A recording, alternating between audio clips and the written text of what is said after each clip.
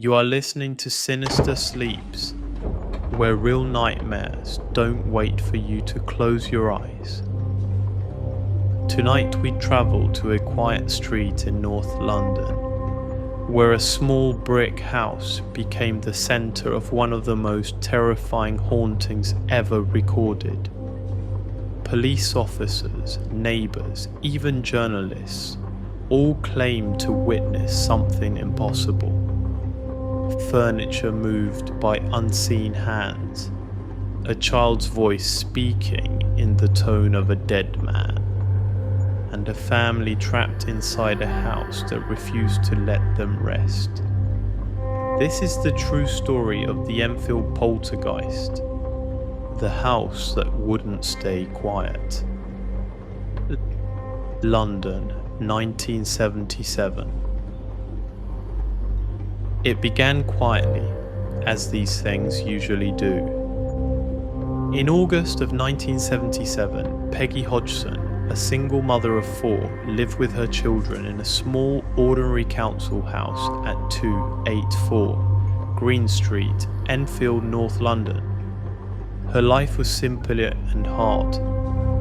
Her husband had left, money was tight, and the four kids, Margaret, Janet, Johnny and Billy, filled the house with the noise and chaos of childhood.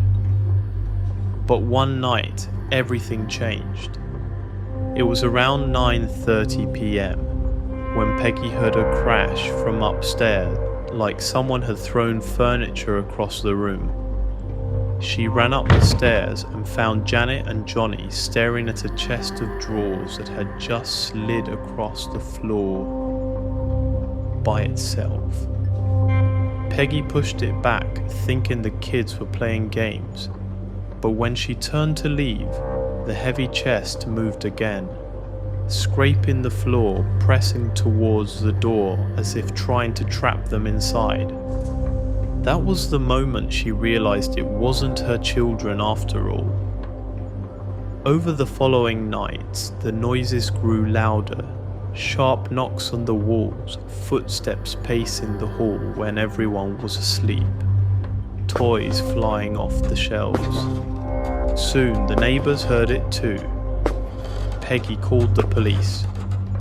When officers arrived, one of them, WPC Carolyn Heaps, witnessed a chair slide several feet across the floor without anyone touching it.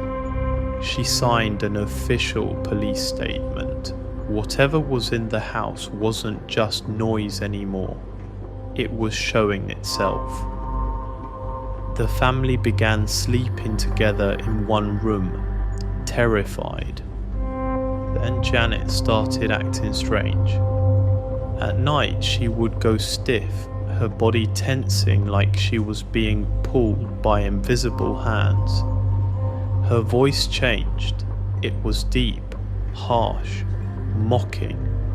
Reporters and investigators from the Society for Psychical Research, SPR, began documenting it, including paranormal investigators Maurice Gross and Guy Lyon Playfair.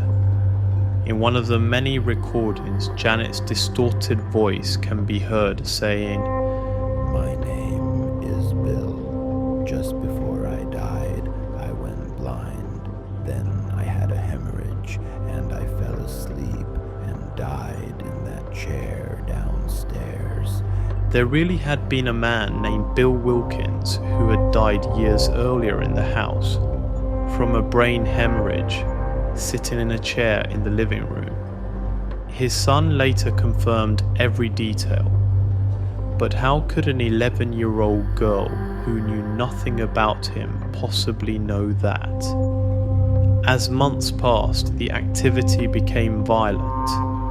Janet was seen levitating, floating off her bed while still asleep. Several photographs taken by a news photographer from the Daily Mirror captured her midair. Critics said she was jumping. The family insisted otherwise. Objects were hurled across rooms. Curtains twisted themselves into knots. Heavy dresses toppled. Janet was even flung against walls, and once, in front of several witnesses, was found stuck halfway out a window, as though something had tried to pull her outside. One night, the investigators set up a recording device. At 3:12 a.m., a voice whispered into the microphone, "They don't belong here." The case exploded across Britain. News fans, reporters, skeptics, priests, and paranormal researchers flooded the quiet neighborhood. Some said it was a hoax, that Janet was clever and craving attention. But even skeptics couldn't explain the timing of events. The banging often responded to questions, tapping once for yes and twice for no. When they asked, "Are you playing a trick?" the answer came, knock, knock, knock 3 times for number. Over the next 18 months, more than 30 witnesses, including police officers, neighbors, journalists, and researchers, claimed to have seen or heard the phenomena themselves. By 1979, the haunting began to fade. Janet and Margaret returned to normal life. The voices stopped. Janet grew up, married, and had children. For years, she refused to talk about what happened. Then, decades later, she agreed to one interview.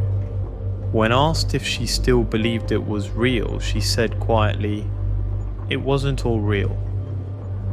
We were kids.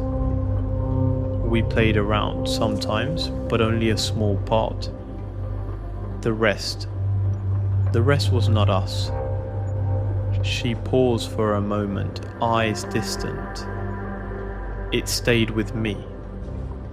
You don't just forget when something talks through you." And then she added something that made the interviewer shiver.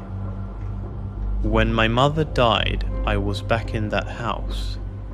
For a second I heard it again, that deep, gravelly voice. It said, 'Hello, Janet.'" To this day, paranormal researchers still debate the Enfield case. Skeptics call it a hoax. Believers call it one of the best documented hauntings in history. Over 180 hours of audio, dozens of witnesses, and official police reports exist. But no explanation ever fit everything. The house at 284 Green Street still stands. Families have moved in and out, reporting only odd feelings and cold spots. The story ends here, but the house still stands. Some say if you listen close, you can still hear the knocking. You've been listening to Sinister Sleeps, where a house may seem silent, but all that can change. Sleep tight.